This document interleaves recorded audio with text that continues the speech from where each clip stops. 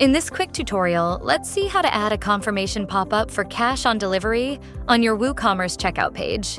To add this functionality, copy the code snippet from our blog post and add it using the Code Snippets plugin or your child themes functions.php file. Once activated, test this on the checkout page. Let's say a customer visits your checkout page. By default, one payment option is already selected, for example, direct bank transfer. When the customer switches to cash on delivery, a pop-up appears asking them to confirm their choice with two buttons, Confirm and Cancel.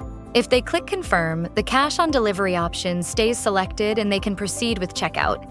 But if they click Cancel, the pop-up closes and the payment method automatically switches back to the previously selected option, in this case, PayPal. This customization lets your customers to consciously confirm their COD selection, reducing accidental orders. That's how you can add a confirmation pop-up for cash on delivery in WooCommerce and improve the overall checkout experience.